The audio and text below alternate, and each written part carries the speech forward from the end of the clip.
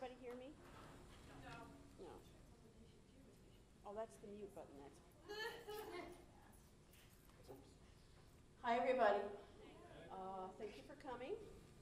I want to say a great thank you to all the people from Frightmare Farms for the zombie makeup and the Zombie 101 workshop. Gee, I don't know, I've got kind of a headache, but anyways, I'm going to introduce Bill in a minute, Dr. William Peace. Just a couple notes. After his talk, we're going to have our zombie walk. We're going to travel from here up to the quad and have our little zombie walk. And then when we get back, we'll have a reception with food and drink and socializing. And then we get to start all over again tomorrow morning at 8 for breakfast and have a lot of great stuff tomorrow. Okay. Professor William Peace has got his PhD from Columbia University, is a distinguished public intellectual. He's a frequent contributor to the Hastings Center Bioethics Forum and the author of the nationally known blog called Bad Cripple. His primary areas of research include, again, bioethics, body art modification, disability studies, and the history of anthropology. A frequent contributor to Alternate and Counterpunch, he is currently writing a memoir about his own life with paralysis. He has written the definitive biography of Leslie A. White and published papers in a host of peer-reviewed publications. Among the important papers that Peace has published is Comfort Care as Denial of Personhood that appeared in the 2012 Hastings Center report. He is a board member of Not Dead Yet, a national grassroots disability organization that opposes legalization of assisted suicide and euthanasia as deadly forms of discrimination against people with disabilities. How many of you in here are Walking Dead fans? Okay. Bill's here to talk about suicide in Walking Dead. Suicide is very much a big theme of the show. It's normally associated with clinical depression, end-of-life issues, and also the very important issue of the push for or against assisted suicide. And this post-apocalyptic world of The Walking Dead, suicide is a constant theme that is given tacit approval by the characters and series writers. Suicide, however, is not a simple matter when one can and will reanimate after death. Suicide pacts being willingly consumed by zombies, among others, usually enemies, to be eaten, and an unseen suicide all take place on the show. Some characters have been put down after they have been bitten by so-called walkers or biters. The land of the living dead is clearly a dangerous and draconian place to live, especially for characters with a disability. One could see the arguments put forth by utilitarian philosophers enacted in grotesque ways in a zombie-infested world. It is Bill's contention that The Walking Dead television series has much to say to an expansive audience about contemporary debates on end-of-life issues, assisted suicide, and the quality of life of people with disabilities. Of central concern in The Walking Dead is asking whose life is worth living. It appears, in the show's context, that people with disabilities are merely a liability. By itself, this perspective merits serious consideration and has implications for our own non-zombified lives. Okay, everybody, I give you Bill. William Peace.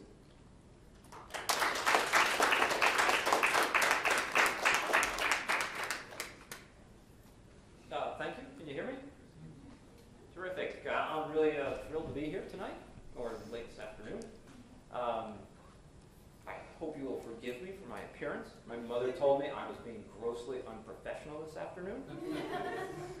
And she even called me William J., which means I'm in deep trouble. So what I'm going to talk about is The Walking Dead and assisted suicide. And this is a post-apocalyptic world, and it is by far my favorite TV show.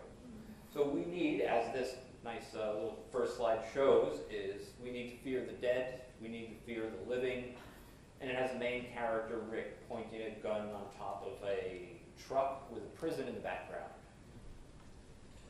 And the setting for, I don't know, I want to set it up very basic information for those who are not really familiar with the show. The setting is Georgia, just outside of Georgia. And the slide you're seeing here is downtown Atlanta, burning. You can see on one side of the interstate cars fleeing. And on the other side, the little dot on the open lane is Rick on a horse. The horse meets a rather terrible end in one of the series. And the cities are all across the nation are inundated with The Walking Dead and zombies. So what's the TV show? What I am talking about is the TV show. I am not talking about Walking Dead, the graphic novel. I'm going to be even more specific because I'm a very kind person. I am not going to discuss season 4 that just ended last Sunday. I could not live with myself if I spoiled the series. So what I'm really going to be talking about are the first 3 series. So that's from 2010 to 2012. It's remarkable to me just what an impact the series had because there really are just 29 episodes in the first 3 seasons.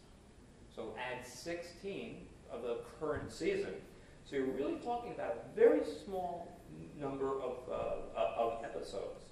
In part, this is supported by a new thing on TV called the mid-season break. So there are really no shows, let's say between Thanksgiving-ish and Christmas and over the holidays. I have mixed feelings about that. One of the things I love about the series is they routinely kill cast members. And I'm not talking about Dallas-style death, where, last season was a dream, let's go on. We kill people really, really well in the most gruesome ways humanly possible. My good friend Steve Gusisto, who is blind, loves this show for the sounds that a crushed zombie skull makes. It's really great. So blind people are drawn to this show based on my sampling of one. Season 1 got off to a slow start because it only had 28 deaths. Each series and each year, that number is increased exponentially. What the TV show really is an ode to the graphic novels. There's some, I don't know how many people grew up with graphic novels, but it's very, very staged. There are certain scenes where you can see the characters are almost like frozen in time. The center photo here has 5 men all in a circle, clearly about to defend themselves against the zombies. This is a gruesome show because you can see Herschel, the white man with a beard with a katana sword under his neck, with a tank in the background and a woman holding a rifle, and he will indeed lose his head. There's Rick on the bottom with all the zombies on the bottom, and what I find very interesting is a half a zombie is there as well. This is from the first series in which Rick goes back and puts that zombie down. There's much of this jargon that they're taking from vets, put animals down, but now putting people down is now applied to human beings or zombies. And the question is, are they human beings? And in the show, clearly they are not. So what is a zombie? And here I am going to take some artistic and poetic license. I'm going to reveal my Marxist background and my vulgar materialist beliefs. So I will talk a little bit about how did the zombie apocalypse happen that does not appear in the TV show. I'm the keynote speaker, so I can do what I want. So what is a zombie? A zombie is a reanimated corpse that is rooted deeply in Haitian cultures. Zombies reanimate in a variety of different ways, but in the vast majority of cases, including The Walking Dead, zombies are linked to an airborne virus that really spreads across the globe or within a certain area. Any zombie bite is lethal within a certain period of time. That is, unless you get an amputation immediately after. that appear in the show. I'll show some slides of people with amputations, and of course this is a bloody procedure, and it is done with an axe. So, what is the virus? When I started thinking about doing this, I was thrilled to go to the CDC website, and somebody at the CDC had a boatload of fun. Because if you go to the CDC website, you could spend hours reading about the zombie apocalypse. You can see a picture of the virus itself. There is a zombie survival guide, and this is all written in dry, governmental, infectious disease. I just fell in love with the CDC when I saw somebody had so much fun. So what is the zombie virus? Well, we're talking about medicine. We need a really big, long name and an acronym. So it is atoxic neurodegenerative satiety deficiency syndrome. Of course, ANSD. And it is related to mad cow disease, measles, and rabies. And everybody on the planet is infected. So I'm kind of coming in line with the TV show. Of course, the origin is unknown. We can't blame anybody, right? It's like a social disease or venereal disease. It never originates in that country, somewhere else. So we can't identify this, so who else but aliens? Let's blame NASA. It's kind of an ode to the Andromeda strain in a way, too. Why, though, has this show resonated? And in a word, utilitarianism. With the debate over the Affordable Health Care Act, we now perceive medical care really as a finite resource that must be husbanded and rationed and given to those that deserve it. And one of my favorite authors, this guy from Harvard, he's a psychiatrist, and he's written what I think is one of the better books on zombies. It's called Zombie Autopsies. And he has blamed the gross imbalance of wealth and power. So in his estimation, the politicians at the behest of Wall Street's fund managers essentially gut the CDC of neuroscientists and anybody that could cure a virus. So a nefarious relationship is forged to destabilize the country. So once the country is brought to the brink of economic chaos, Wall Street tycoons seize control the stock market, and then have every politician in the world, in our world, under their thumb. What they didn't figure out was that the zombie apocalypse was going to spread across the globe. This was an unforeseen event. We only wanted to destabilize the American government, or the American economy, not the world economy.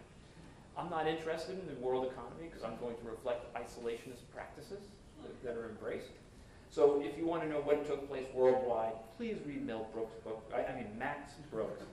Max Brooks' book, World War Z. It's a really great book.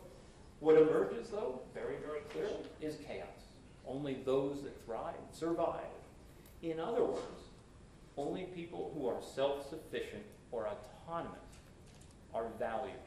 And that is very narrowly defined. So how do we do this? So I'm having some more fun. So I am telling we're going to have FEMA, Homeland Security, and the CDC really change. So the CDC membership, at the behest of corrupt Washington politicians, all the neuroscientists that could cure the disease are fired. Bioethicists take control of the institution. And one of my favorite bioethicists, Joe Fins, is named president of the CDC.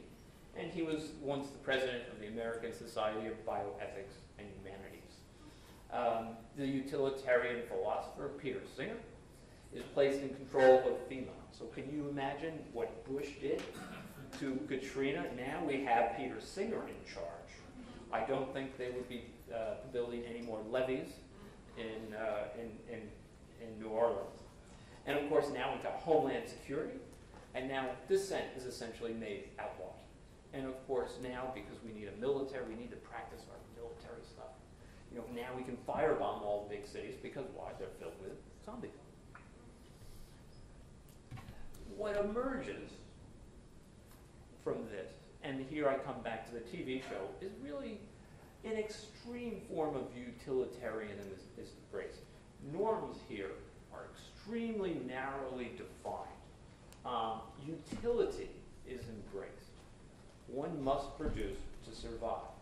I can tell you that I would not have lasted the first 5 minutes of the first episode. People with a disability, the old and the infirm, are the first people to go. Not only do they have to go, but they represent a threat. So we really are having an extraordinarily narrow vision of utility. Utility means autonomy.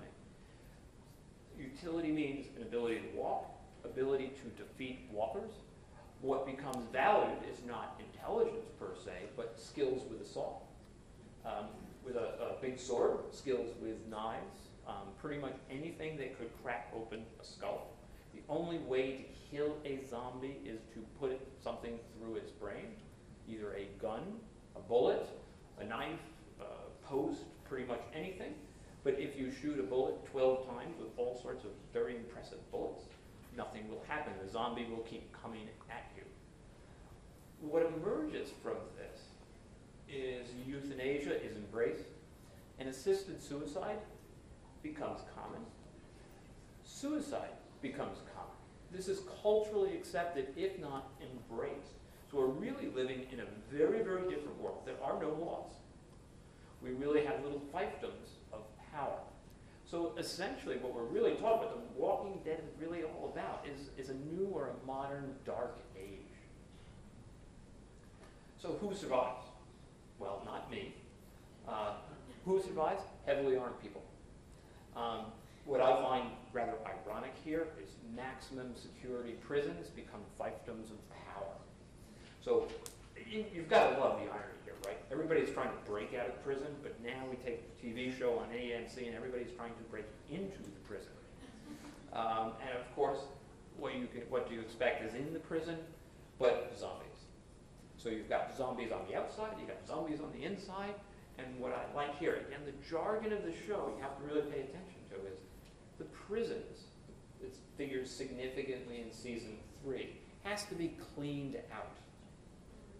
So how much more could we dehumanize already dehumanized zombies? So we take language of veterinarians, we take language of utilitarianism, and we don't even acknowledge their humanity. Now, I don't particularly have a problem with this because I don't want zombies to eat me. The way I look today is probably the way I look when I'm grading papers at the end of the semester. But you really need to really think, what is this sort of utilitarianism, the sort of values that are being reflected in much of what we have in this nation? For instance, in the state of Vermont, assisted suicide legislation was passed.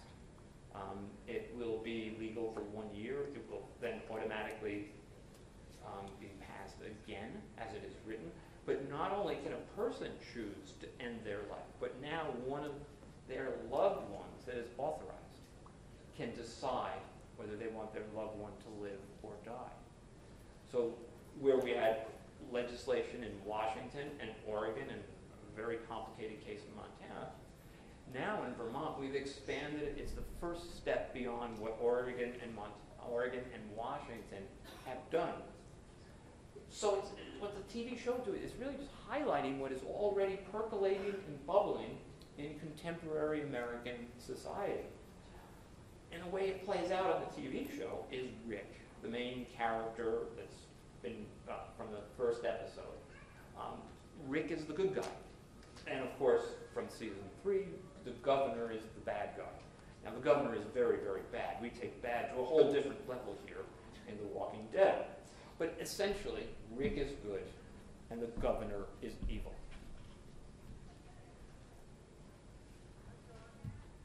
And this is the prison. Now, of course, this is TV. It can't be really a prison that is pristine. So if you look at the bottom image, in the back of the prison that is still infested, this is where new cast members to be killed can walk in. Of course, they will be chased by zombies and lead the zombies to Rick and the others. And then it's up to them to forge an alliance or not. And if you can look at the top left picture, you can see why a prison, particularly a rural prison, would be of great power and value, because you've got the barbed wire fence that goes all the way around the prison. You've got watchtowers. So you've got a way to clean out, essentially. Again, listen to that language, clean out. So in the picture on the left, you could clean out that area, and in some episodes they were doing farming, and they were raising feral pigs. So the plan for Rick and the group was really to stay there until the governor got wind of where they were. Again, evil. They're trying to build, what, the Garden of Eden here, to reanimate, if you will. Probably a poor choice of words. But to reanimate, the valued American culture. If you look at the bottom right, that's just a group of zombies that are going to come up to the fence. Of course, the fence is always at risk because we need to kill more and more zombies at all times. So there's fence duty, for instance. And the living conditions are fairly brutal. So if you look at the top right photo, that is the cell block where the group and Rick live. I don't know prison construction, but apparently it's done by cell block. And if the show is correct in terms of the prison system, you can clean out, again, that language, you can clean out cell block by cell block. So they have one cell block secured. So what are the life and death choices that are really being made? We have a variety of ways that somebody can die via assisted suicide. A person could be knowingly left for dead, and with the certainty that zombies will consume that person. So a person could be tied to a tree, and then eventually a zombie would come along, or a group of zombies would come along. So this could be done to both an enemy and a loved one. A loved one that does not have the will, or the group does not have the will to kill that person, but they do want to secure death. There's a well-known scene in season 1 in which a peripheral character is tied to a tree on the side of the road, and he is given a very valuable gun. And it is left up to him whether he wants to kill himself or kill zombies before he is consumed. Grim, but deeply entertaining. Compassionate killing to prevent a loved one from respawning into a zombie. This is a recurring theme. Compassion here is that you do not want a loved one to reanimate.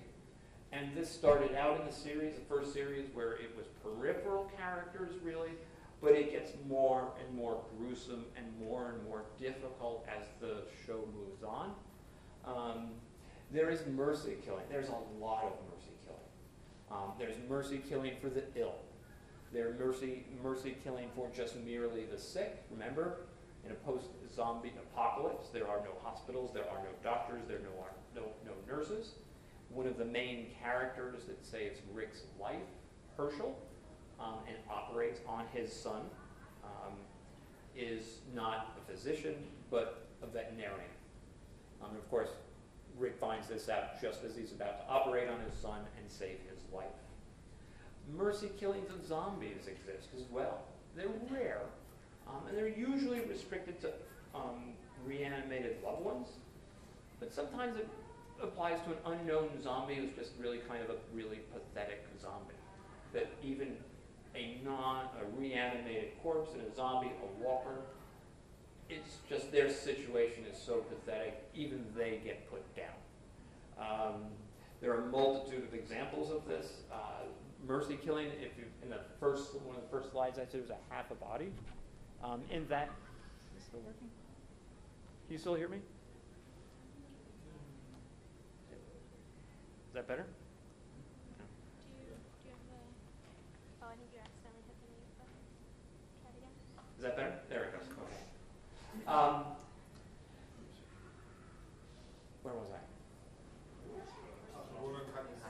The woman cut in half was in one of the very first episodes as Rick was getting out of the hospital. He did not know about the original zombie apocalypse. He leaves the hospital, he's shocked. He finds zombies everywhere, but there was this one zombie, the half the zombie, that was just so pathetic. He felt compassion for this zombie and went back and put a bullet to her head and said, "I'm sorry for what happened to you."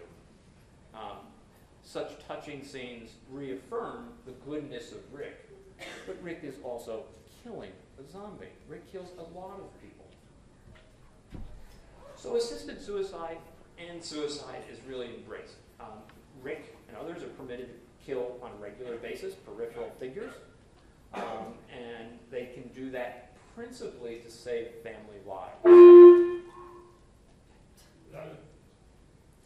Suicide can also be perceived as just suicide as we perceive it, and that is, for some, a rational decision to end their life.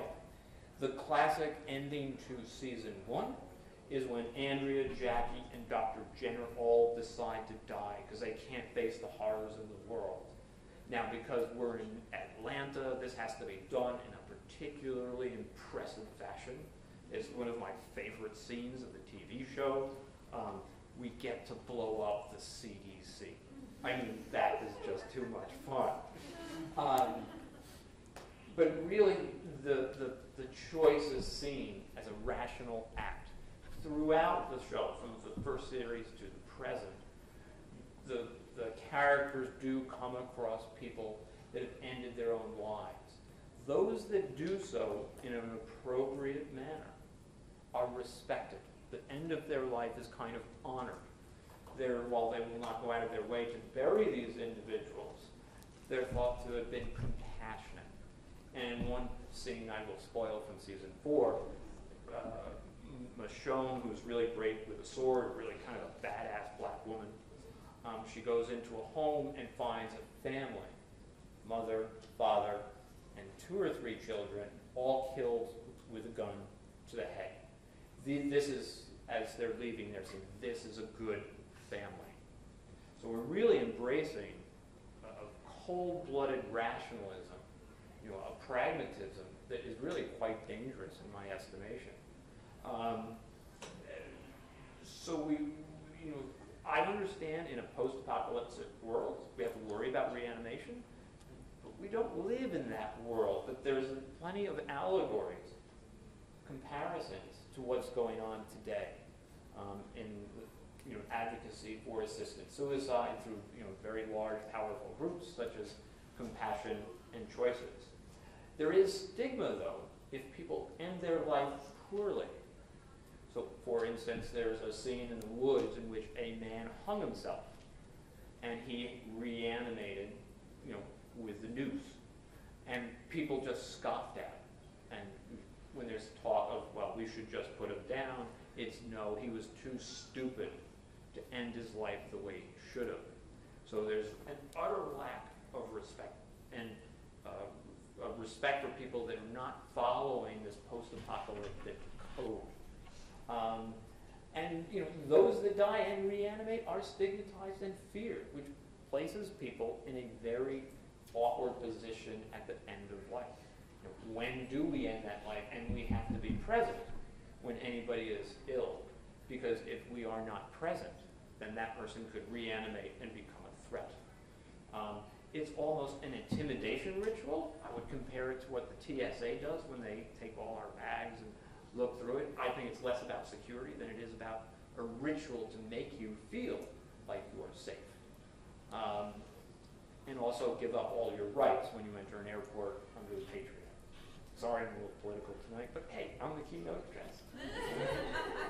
I'm going to say this line so many times because I so rarely get it.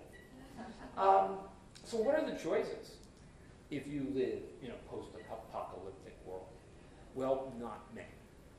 You can be knowingly left for dead, and zombies will certainly consume you. And if you are a bad guy, that's kind of perceived as a good way to get back at the bad guys. Compassionate killing to prevent a loved one from respawning as a zombie is really deeply embraced. Multiple cases of sisters killing a sister before she can reanimate, and even worse than that.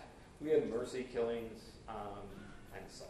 So, I'm going backwards. So here we are. So we have a level of utilitarian logic here that takes the level of brutality to a really remarkable extent.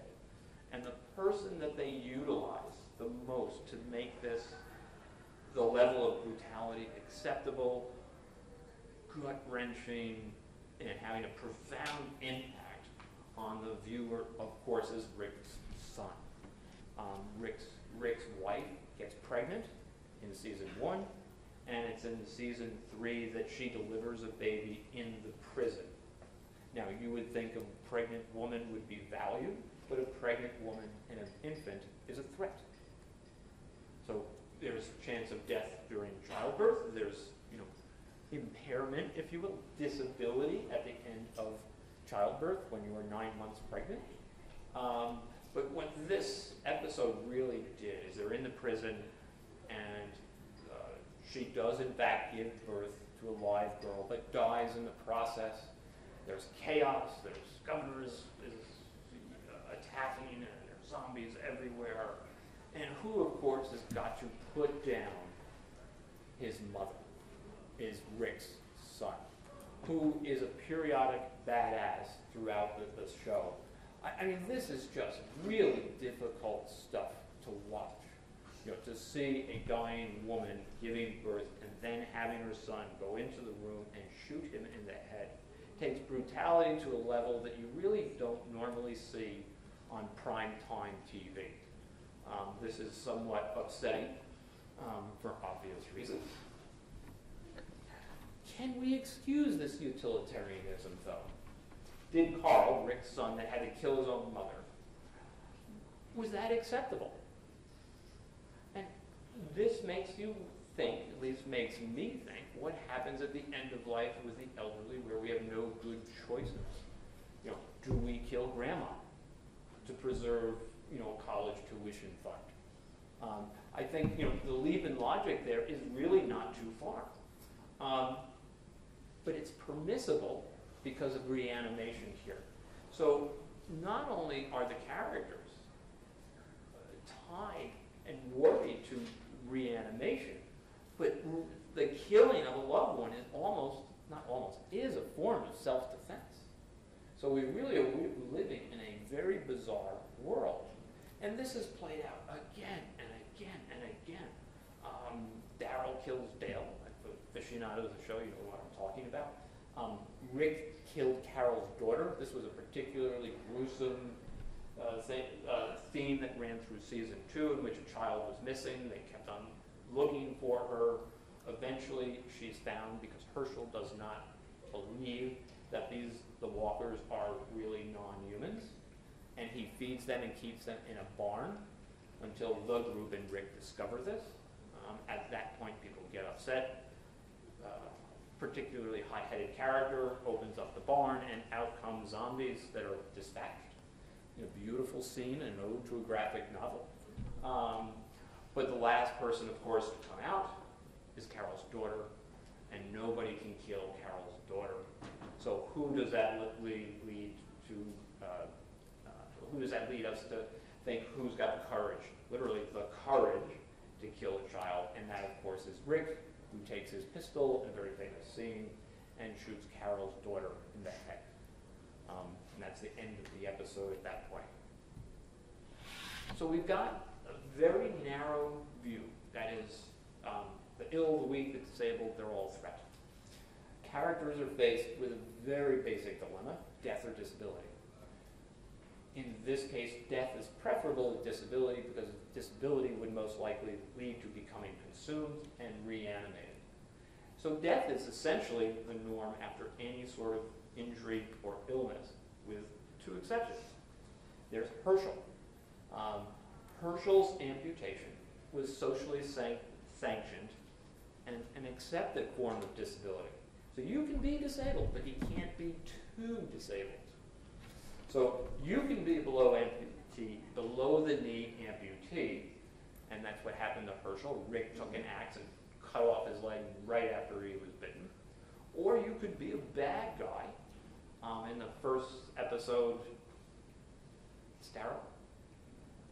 Okay, I'm bad with names. Merle, thank you. Merle's arm is self-amputated, which is particularly interesting because he's a redneck and bigot, and there's a search for him, and the way they figure out initially that he survived is there was a heated hot plate, and the hot plate had burned flesh on it as a way of cauterizing the wound. So Merle is bad as a bigot, bad as redneck, and now he's badass as an amputee. But again, you can't be too disabled in this world. So here's the amputation. You can see it's rather graphic. That's Herschel on the right as well, and missing his leg on the left. That's with his granddaughter and the group. There's Rick's son, Carl, at the bottom, and then, I'm really bad with character names, so forgive me, for those who are really familiar with the show. But he maintains his leadership position, but until he is better, somebody with a gun is always at his bed just in case he dies, so somebody can dispatch him. Again, this idea of control, overwhelming control, overwhelming utilitarianism just meanders and throughout the entire show. Here's Merle again.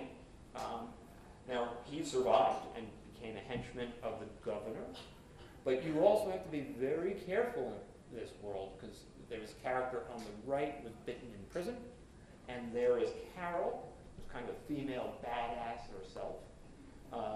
She thinks, okay, I'm going to put a tourniquet on and save this individual's life, puts the tourniquet on, says, were you bit anywhere else? And he starts to cry. She rolls him over, and sure enough, there's a big bite on the back of his neck.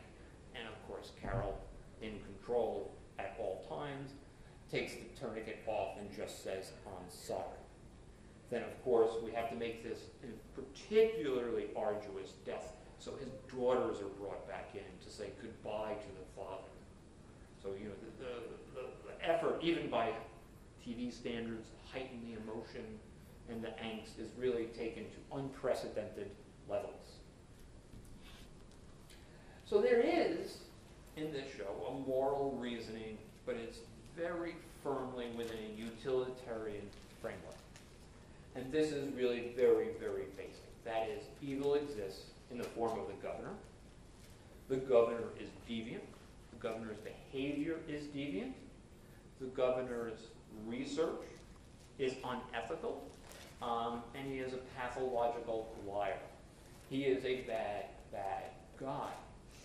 And how do we know he's bad? Because we put him in some really kind of gory, gruesome circumstances, like his head collection. That is, he cuts off the heads of corpses, of zombies, I mean, and he puts them in like 5-gallon fish tanks. And that is in his private room that he can appreciate and relax while he's looking at these heads of zombies that he's dispatched. But of course, just having zombies in fish tanks is not really quite good enough. We have to make sure that the governor is really evil. I mean evil like to the times 10.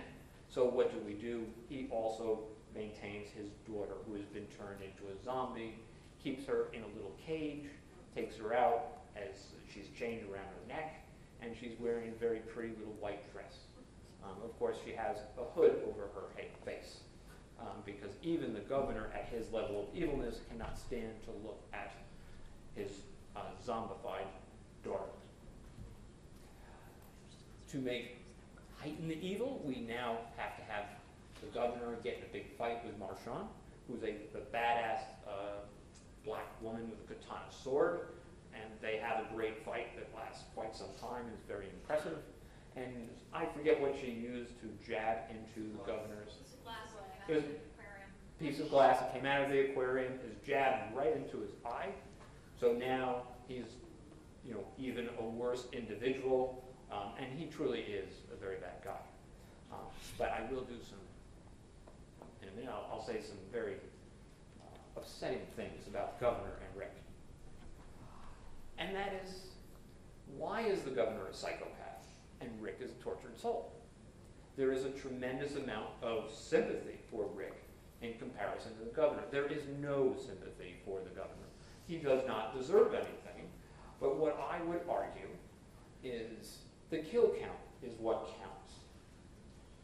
That's the bottom line here. So I want to compare Rick and the governor. Both men have amassed an impressive body count of dead humans and zombies. And they will actually kill to make a zombie to use that as a means of attack. That is also a common theme throughout. Round up a bunch of zombies, put them in a truck, then empty the truck where you have enemies, and let them out. both men will do anything to protect the group. Here, there's one bottom line. Both men, I think, are significantly flawed, and both have a narrow goal, and that is merely survival. Anything to survive. Remember, those that thrive survive, and that is the only moral value or compass, I would say, both men have. So, The Walking Dead is great entertainment. I love this TV show. I even bought season 4 through iTunes. But when I think of this show, it gives me an idea that in American society, a vibrant new form of utilitarianism has started to take hold and thrive. It's seen in pretty much every aspect of society, but it's particularly evident in the rationing of healthcare. Now I say that we ration, everybody says, oh no, we don't ration. Well, individuals ration healthcare. I haven't been to the dentist in 5 years. I haven't been to the dentist because I can't afford to go to the dentist. I'll go to the dentist when I have teeth that hurt so much I can't eat. And that is not, I'm avoiding them because I don't want an unpleasant experience, but I can't afford that unpleasant experience. So I'm reminded of the founder of utilitarianism, Jeremy Bentham. Does anybody know who Jeremy Bentham is? That's 2 more people than I was expecting. Jeremy Bentham is like the grandfather of utilitarianism. And he wrote very, very famously, his most famous quote that he ever had is, actions are right to the degree that they tend to promote the greatest good for the greatest number. This is a problem in capitalist society because what happens? If we're looking for the greatest good for the greatest number, we're entering into the land and territory of Peter Singer. Peter Singer, Julian Savulescu, Dominic Wilkinson, and others. They argue that we should be able to euthanize people that are unaware that they are human, meaning the elderly that have severe forms of dementia at the end of their life. And in some cases, they also advocate for post-birth abortions.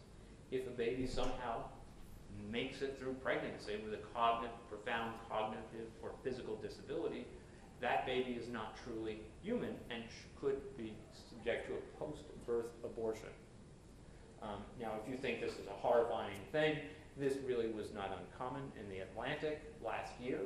There was an article about a trisomy baby that was born. The mother was told it was that it was dead upon birth, and the baby was brought into the nursery, was not treated, and was experimented on for surgical procedures for residents until that infant died, dehydration and starvation. And that's really grim and horrifying. But what I'm suggesting here is there really are at-risk populations.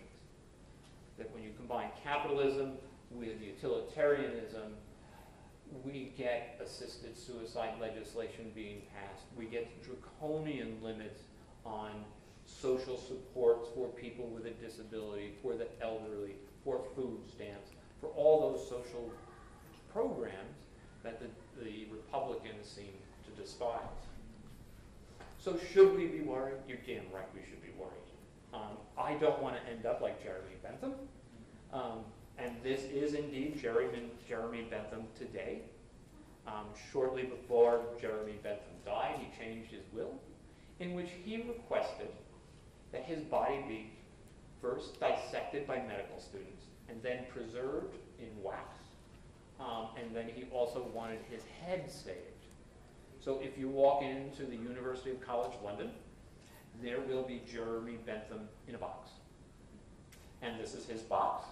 He was recently cleaned and has become somewhat of a mascot to bioethicists trained out of the University of London. And that is indeed his real head between his legs. I actually saw him. And it's like you go right by. It's become a bit of a problem because as a mascot, sometimes his head is stolen by students. And of course, the head is held for ransom. And ransom, last I heard, was about $100 or 100 pounds. I think Bentham got what he deserved. The point here that I'd really kind of like to push home is we're living on a slippery slope. I don't like slippery slope arguments per se. In this case, in a post-apocalyptic world, and comparing that to the utilitarianism and conservative bent with kind of a frowning on any form of dissent, I think it's something that we really need to take a very careful look at. I think we need to be very wary of assisted suicide laws, for instance. Assisted suicide laws, if you look at, as I mentioned earlier, Oregon and Washington, they've remained unchanged for a decade. But if you look at the Netherlands as an example that has a longer history, suicide is really embraced in the Netherlands. Just recently, they expanded the laws, in which case a child of 12 can independently decide that his life has no value, and if he is evaluated by a physician and a psychiatrist, and it is indeed he is suffering, note the word suffering, not pain here, that he can and will be able to control the end of his life, meaning he can get a lethal prescription. There was the first double suicide in the Netherlands, in which a blind and going deaf twins. No, they were deaf and going Blind, thank you. They were allowed to commit suicide at the same time. It is the first joint suicide in history, and this is being championed as a great thing. So we really are directly affecting the end of our lives. We do have something called palliative sedation, in which a physician, to relieve pain, not suffering, pain, can give you a lethal dose of medication that may or may not kill you. This is not enough for some. Some don't like that idea. Many physicians do not like this idea. So what is currently advocated by groups that promote assisted suicide is something called VSED. That's the voluntary suspension of eating and drinking. It is, in fact, legal in this country to stop eating and drinking. You would then be deemed terminally ill, and you would be able to access hospice care. And that is exactly what a woman named Christina Szymanski did last year. And she, with her parents' support, starved and dehydrated herself to death. What I am asking you today, and what I think comes out of this show, is that we are really entering an era of modern eugenics. I can say that here, and no one will get upset with me. If I use that word in a medical setting, and I've given a lot of talks at medical centers, people would walk out the door. They would be decidedly upset. And it actually affected Lives Worth Living, because one of the people we wanted to come refused because somebody was discussing the T4 program. What I want you to get out of this in terms of a bottom line is dissent. Question authority, question what you are told, think independently, think out of the box, use your imagination. And to a degree, that's kind of what Rick has done, and the survivors on that show, but in a way that's draconian, a way that's grounded in a utilitarian philosophy. I am saying do that in a willful, positive way. Dissent, civil disobedience, question authority. If you're not going to do that, we're in real big trouble. And I'm very much afraid that young people today really kind of shy away from dissent. I know that even I have found myself doing that because I keep a very politically oriented blog called Bad Cripple. I generate a lot of hate email. A lot of it is from other parents or parents with a disability. But the principal people that take strong exception to me is when I object to cures for disease and the exoskeleton. And I guarantee that if I blast the exoskeleton, which is like this robotic suit you put over paralyzed people and they get up and walk and everybody cheers and goes nuts. These people are very unhappy when I say, you can actually live a great, wonderful life with paralysis. And then I say the most blasphemous thing of all, walking is overrated.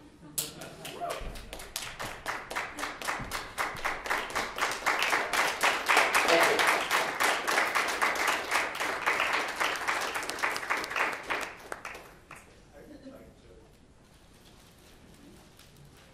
A warm round of applause for Professor Peace. So we have a few minutes for questions, and then we're going to amble toward the quad in a zombified manner. Okay?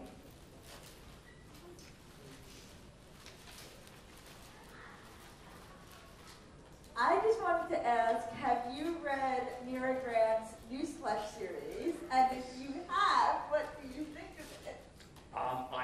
Mira Grant's first 2 books in that series were spectacular. I didn't like the 3rd book. Really? Why?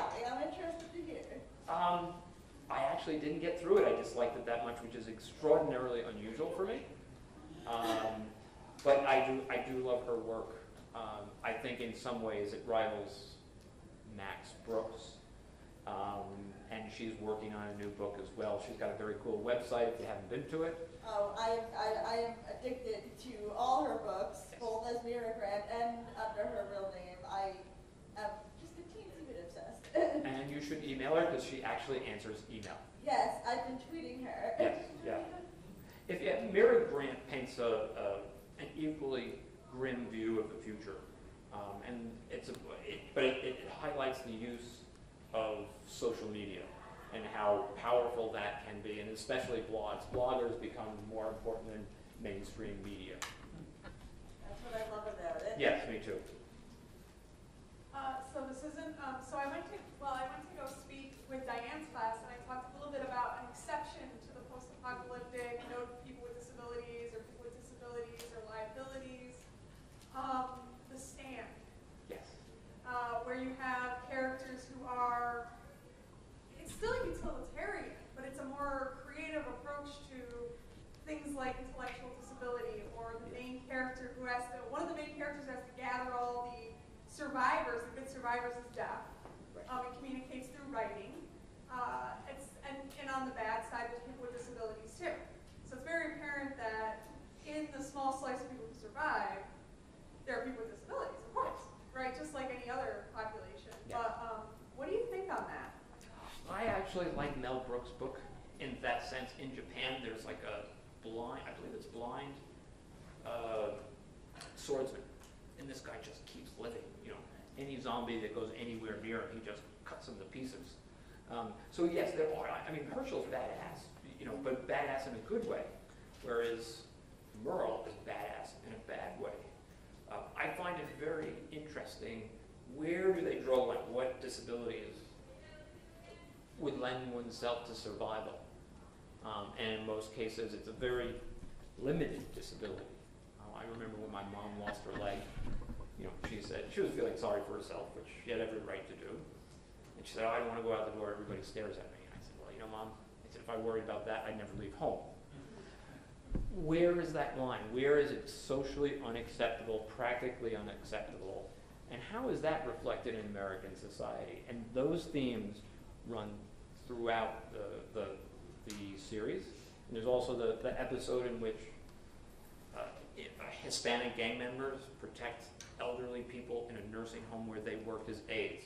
Now here the interesting thing is all the doctors, nurses, professional staff took off, and it was the lowest paid people that had the most compassion. So what a parable for modern times.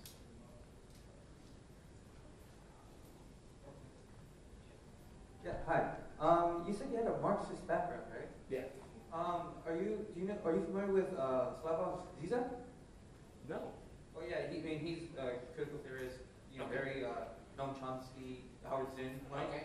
And a friend of mine wrote a paper on on something that he wrote about capitalism and representations of the post-apocalypse. Oh. And Zizek says something about how these representations exist because capitalism has come and is essentially here to stay. While we have people that wish to dismantle it or try to do something else, there hasn't been a successful revolution.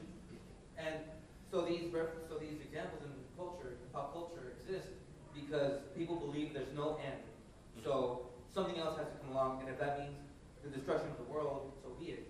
My question is, do you think that's going on with The Walking Dead, or at least the TV show?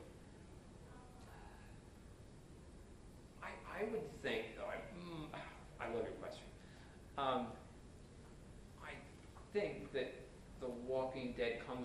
more of a socialist philosophy, which is more deeply disdained in American culture.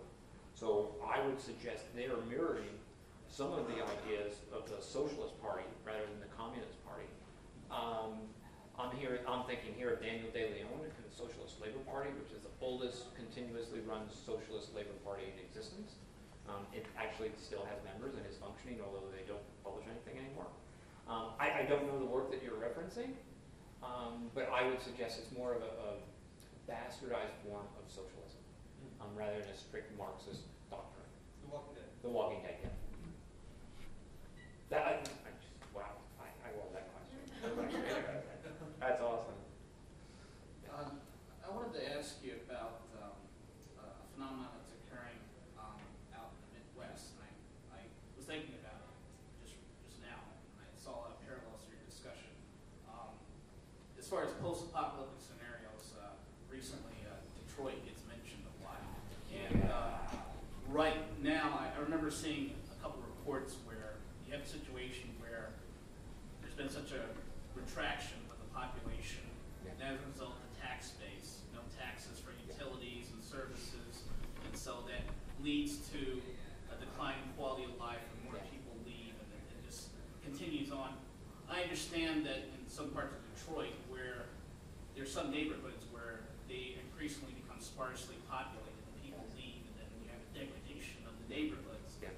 And then apparently there's, I'm not sure if it's state, federal, or local, but there's a group that goes around and they assess these neighborhoods and they determine which of these neighborhoods are viable and which are not, and then they try to encourage the remaining occupants to move to more viable parts of the city. And I just was thinking that in some ways that's somewhat disturbing, where you have people determining which communities are viable and which are not. Clearly a neighborhood where there's only one occupant left, maybe that neighborhood isn't viable, but there may be other neighborhoods where there's a possibility of maybe survival or even thriving in the future. I just wanted your thoughts on that. Boy, wow, two awesome questions. I'm of two minds on Detroit. You could take the grim view. I was at a recent meeting of nephrologists, people with kidney issues.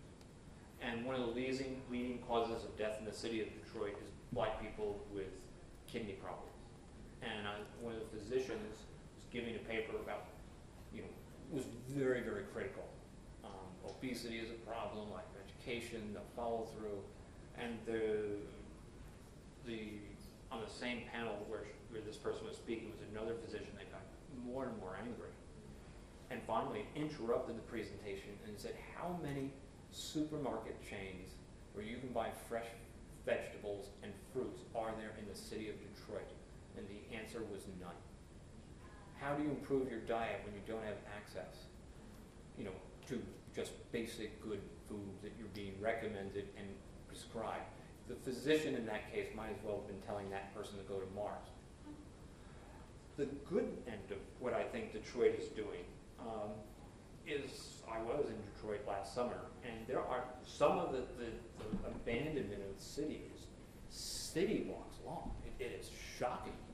But what the city has done is are encouraging residents, along with high-end organic farmers, to reclaim city land and turn it into fields of fresh vegetables. And I got lost, and I started driving around. I felt like I was in the countryside. But it was downtown Detroit, with block after block of these vegetable gardens that were gorgeous. The sad part there were big chain link fences and razor wire on top. I think Detroit would come back. I think it'd come back in a big way. Because I think that some people involved in the redevelopment of Detroit are really brilliant, forward thinkers. But you do have Neanderthals that think that we should sell the Detroit Museum of Art because the paintings is worth millions of dollars. So it's a real mixed bag, but boy, I'll take that mixed bag and let's hope for the good results. Again, my feeling is there's real great possibility. And it is interesting that when you talk about post-apocalyptic worlds, it is always Detroit, which is now known as an inner city of black people. So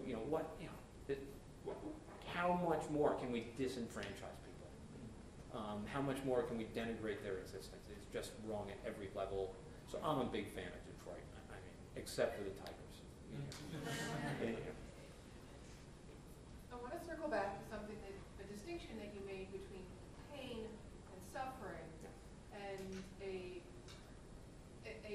moral opposition to assisted suicide, but where does that run into personal autonomy? Especially considering a pillar of the movement for the Americans with Disabilities Act, with disabled rights, with equal access, has been personal autonomy, that everyone has the right to determine their own life, and the natural end of that is to determine how their life ends. Whose decision is it when pain is suffering, and when will pain end or will it never end, and is it then suffering, and who makes that choice? Yeah. And why should we even have laws? Because to have a law means that someone else is creating a situation in which that choice has to be made. It shouldn't be legal or illegal, it should just be a decision that you make. Yes, you're reflecting a very core notion of rugged individualism that all Americans encounter. I would suggest that we don't live in isolation, we don't die in isolation. Part of what you're saying is also indicative of a divide between those that are chronically ill and do not want to become disabled, and disabled people, people with a physical or cognitive disability, that just have disability pride. They're very proud of who they are and what their body is. Those people are not suffering. I do not suffer. I suffer, when do I suffer? I suffer April 15th, which is coming up. I suffer when I grade exams. I suffer when I get together with my large Irish Catholic family that's right-wing beyond right-wing. Pain is very different. Suffering is subjective. I mean, any physician will tell you that one person's level of pain tolerance is radically different from another's. Pain can be measured. Pain can be controlled. There is no reason to die in pain. One of the interesting things that come out of Washington and Oregon, no one chooses to die because they're in pain. They choose to die because they fear losing their autonomy. I would suggest that it is common that we are given, when we access the healthcare system, we are given the illusion of autonomy. That we are told we have autonomy over our care, or what I love this phrase, is that we have patient-centered care. When I wrote the article in the Hastings Center in 2012 about my experience being offered assisted suicide, Hastings Center is this very conservative institution, and I fought firmly to have my article titled "Killing a Bad Cripple" with a question mark. They were absolutely appalled. They turned it into some real nice arcane language. But what happens is we think we have autonomy. We're given that idea, but do we really? That came to the fore in last year in the fall in Indiana. A man named Tim Bowers fell out of a tree, fell 16 feet. He broke his neck at C3-4, which is a devastating injury. I mean, it's about the worst cervical injury you could have. It was suggested that he would be vent dependent for the rest of his life. He fell out of the tree on Saturday night shortly after nightfall, and his family, at his doctors, at his family's request, took him out of a medically induced coma. Then doctors and the family explained what his life would be like, that he would be a vent-dependent quad, he would live in a nursing home, he would never be employed, he would never hold his pregnant wife's baby. And do you want to live under those circumstances? Well, who would? Painted that sort of picture. And so he said no. The vent was removed, and he died within 24 hours of falling out of a tree at a small Lutheran hospital in Indiana. He had the illusion of autonomy. I find that case deeply disturbing. And I presented that recently over at Upstate Medical College, and I was shocked that the first physician to speak said, I don't have any problem with this. The family got what he wanted, the patient got what he wanted, the doctors signed off on it, the ethicist signed off on it, no problem. The consumer, her words, not mine, got what he wanted.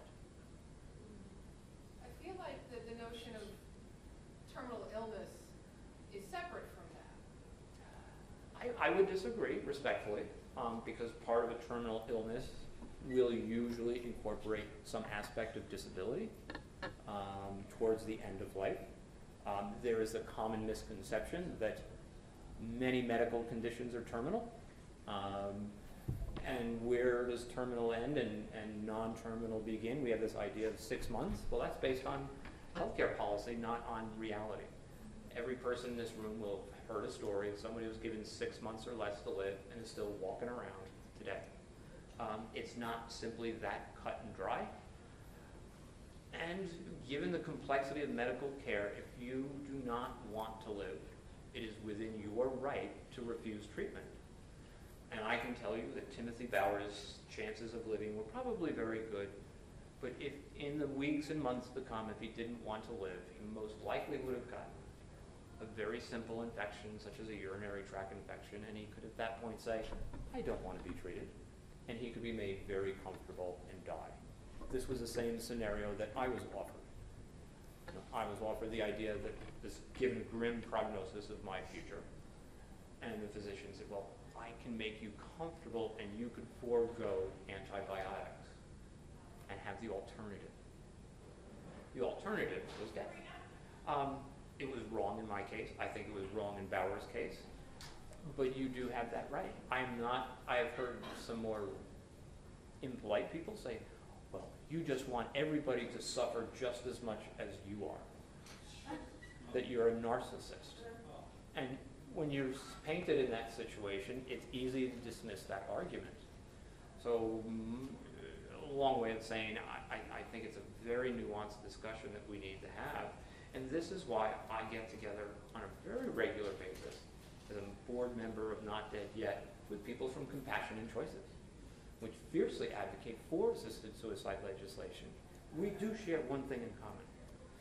We both are appalled that Americans die badly in this nation.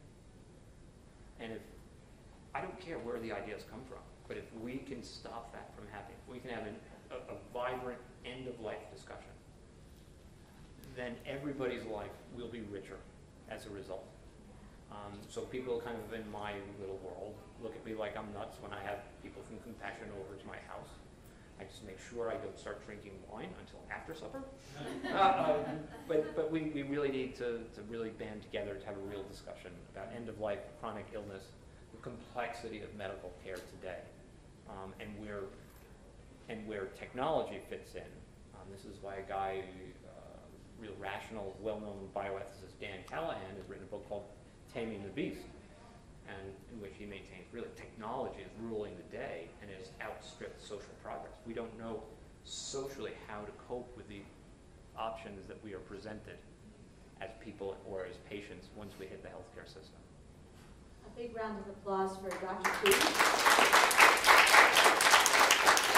And speaking of irony, we're going to do a zombie walk now, a zombie walk and roll, an accessible zombie walk and roll. And so Dr. Peace is going to roll and walk. We're going to be led.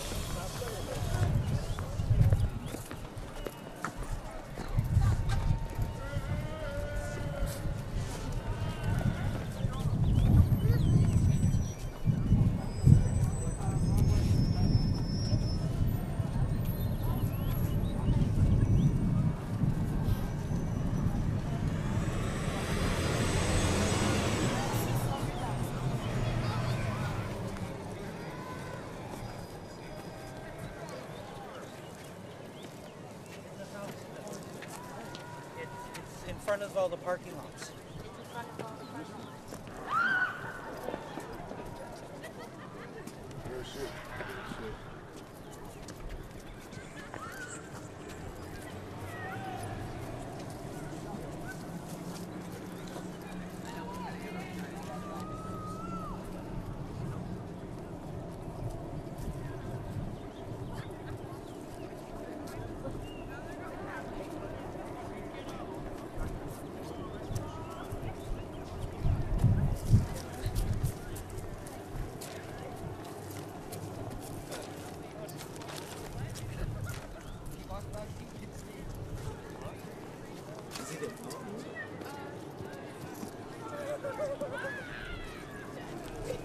I was really scared when they ran.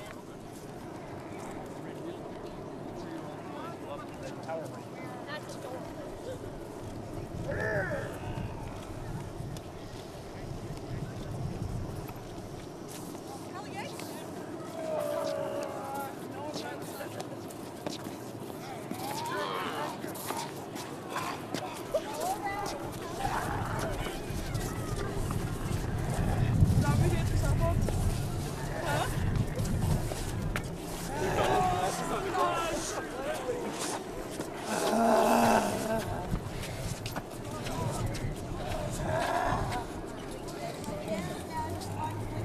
That'd be great. If you have if you want the best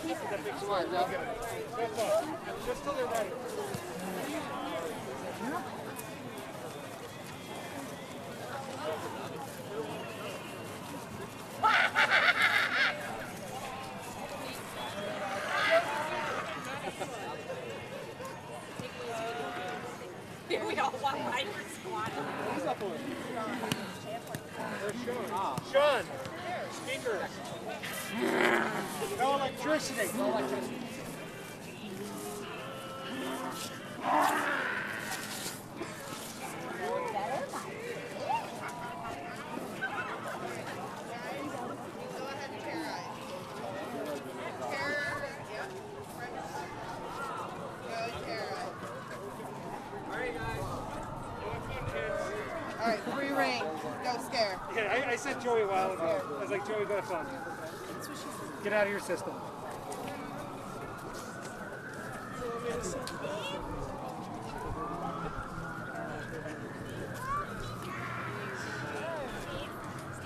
Yeah? Oh God, Jerry. You just put it back a little bit. Action or something. Yeah, there's something else going on. Maybe we can set it up like right here.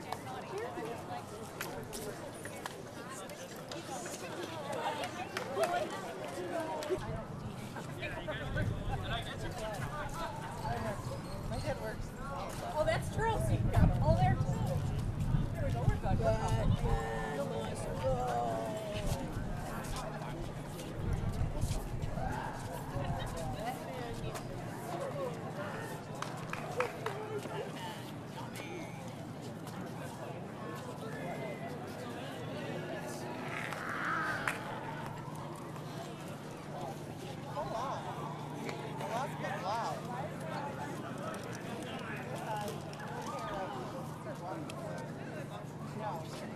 No.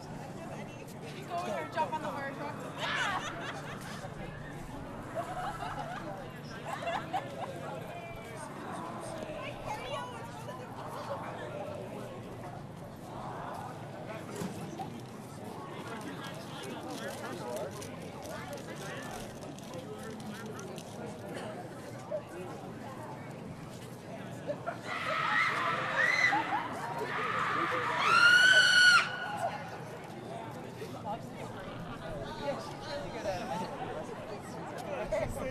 They all probably come down because of the fire alarm.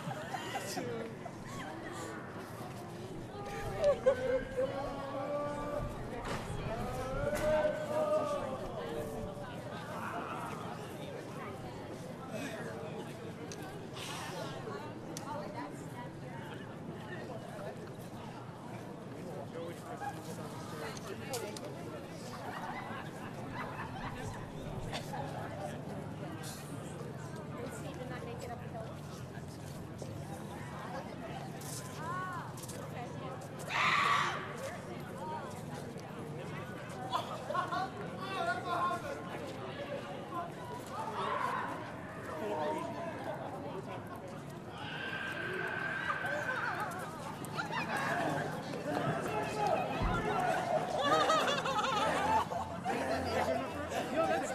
Sorry, let me know when they're too much.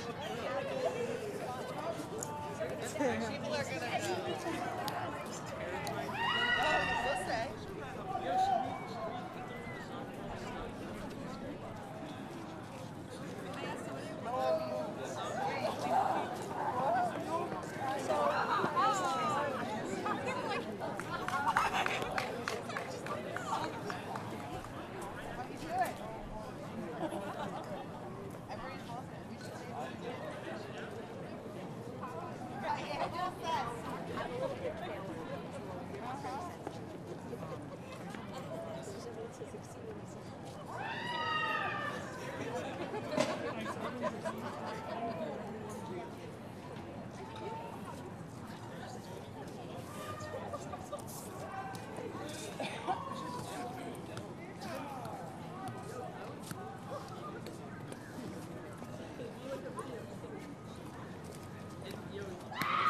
Oh, great! Syracuse University.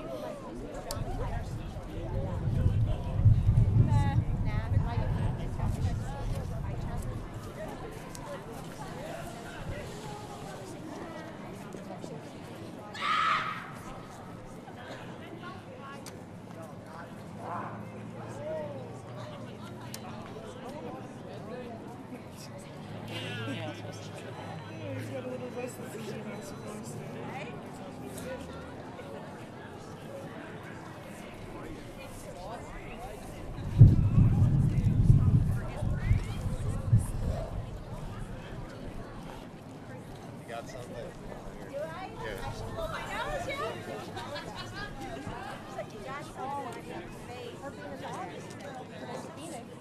was saying it like on this language, I'm not into an overly enthusiastic, my spaghetti, it happens to me all the time. Yeah, sitting right there. One of the students said, first of all, I wanted to let her know how much I got out of the event today. You can tell how much hard work went into making it. Here, I'm like, I don't know, was it Gladys? I started playing pretty chill. I was looking forward to this all year. After last year, I had to say, I'll make it next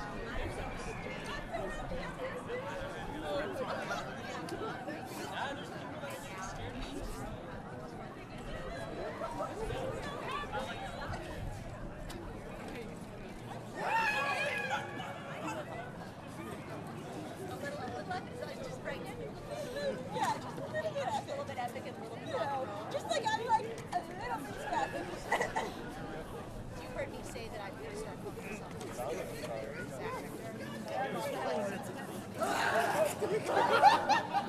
We decided that Rick is super good and I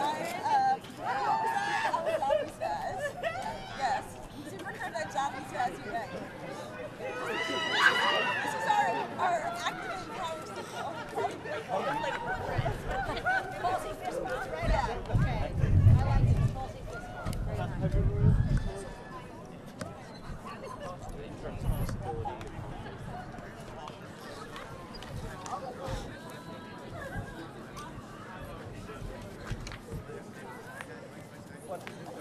I have to find a book on YouTube.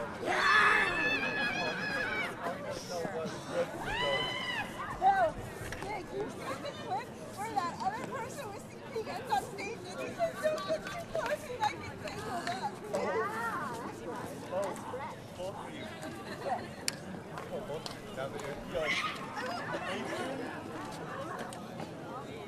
Diet.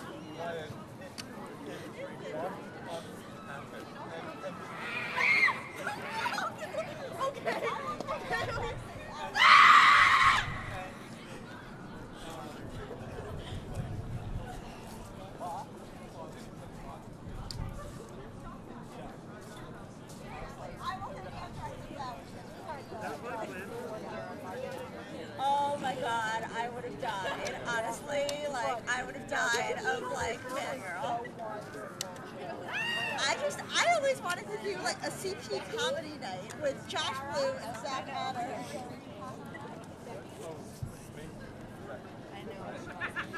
Hi, I'm Karen. Hi. I know Leah.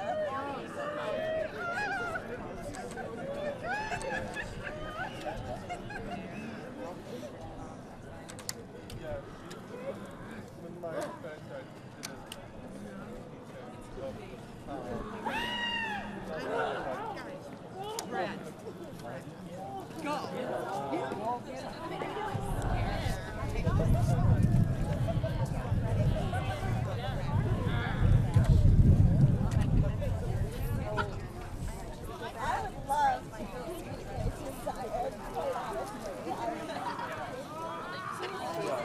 she's in the Facebook group right now. And what she is, and what she joined, I really fell over and enjoyed. So I hear that I'm a woman to talk to. I'm Emma Fearman. And I've actually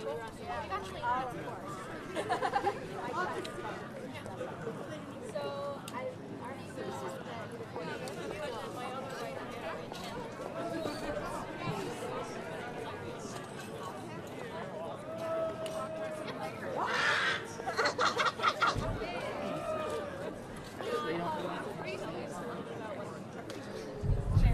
Well, this is the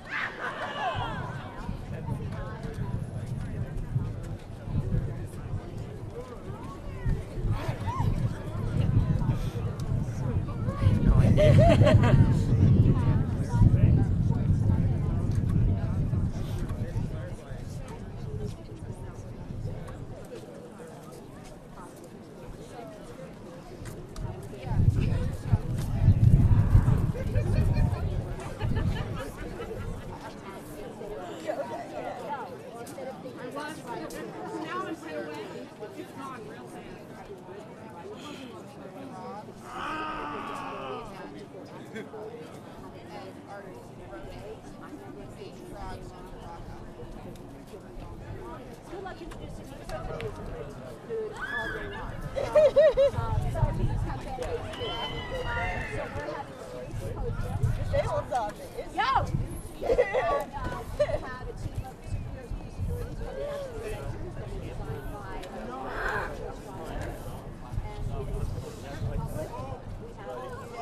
It's a train.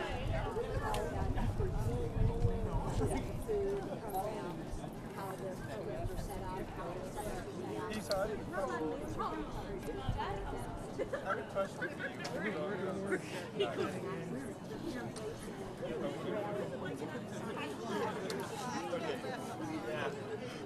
Hey, Diane? One text. I need help immediately. Yes. Oh, yes. I can get it. Got it? Yeah. Sorry. Attack you? All right. All right. Sorry. No. That's what you get for wearing a ponytail. Okay? All right. Attack by One the of the name few tag. guys who can relate to the whole ponytail thing. Yeah. Someone was just attacked by a name tag, but we're not going to talk about it. The person's going to retain their anonymity because we believe it's good. So anyway, we're Yeah, so you mentioned about like being creative and everything, and I, looking with students, I realized how uncritical and thus even a resistance to critical thinking, like in group projects, like, and yeah, and right. I often do, I often don't. Yeah, that wasn't the video, that was just because yeah, no, It's like the whole crowd.